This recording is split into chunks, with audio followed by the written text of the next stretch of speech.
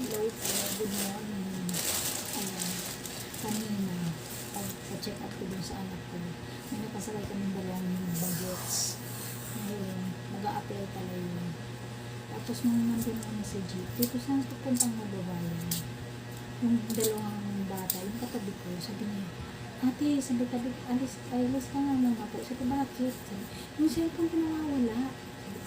Sabi ko, ako hindi naman ako kukuha yan kasi ako hindi naman ako magnanakaw. Tapos yun, awa naman ako dun sa dalawang bata kasi napansin nila yung cellphone, nawala na. Nung bumaba na. Kasi bago ako umupo doon, may katabi sila.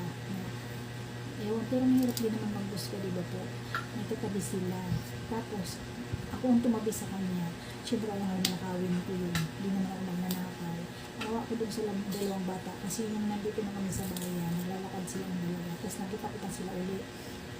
Sabi ko sa kanila, sa susunod kasi, huwag nang ilalagay sa bulsa ng pantalon mo. Kasi karamihan talaga sa mga bagets ngayon, yung cellphone nila nasa dito sa pocket nila, sa pantalon nila. Minsan nga nakikita ko sa bag. Sa gilid lang yung pocket nila dun sa bag. Nakikita ko sa kanila. Sabi ko, nawala. Tapos nalaman ko dun sa dalawang bata, mag-a-apply pala. O di ba nakakaawa naman po? Sabi ko naman dun sa dalawang bata, hindi natin alam kung nahulog ba o in-snatch o nanakaw. Sabi ko, mahirap din man maghusga. Kaya sabi ko sa kanila, sa susunod, huwag nyo kasi ilalagay sa bulsa. Kasi hindi naman natin alam. Alam mo naman talaga ngayon sa panahon ngayon, aminin natin maraming mga magnanakaw. Kaya hanggat maaari maging wais kapag umaalis, mga mahalagang pera, mga mahalagang bagay, ilagay sa bag, at yung bag laging nasa tabi. Laging mong hawak.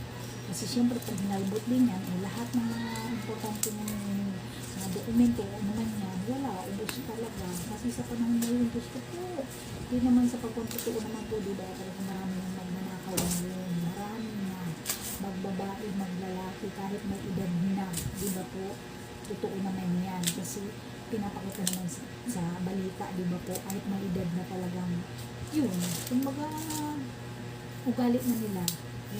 Yung tita ko nga, hindi ko pa maniwala yung tita ko sa Laguna.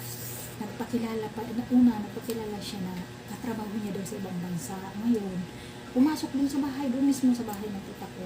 Andun pinakilala kami lahat sa loob ng bahay. Doon sa babaeng yun na nagtanggap. Sana nga, ay naku, ang sama ng ugali niya. Yun na, ang tagal nila doon sa kwarto. Tapos yun, pagkakon doon sa kwarto, yung pala, ninanakaw na yung mga alahas ni auntie. Yung mga alahas ni auntie inubos, yun, sinimot yun. Tapos,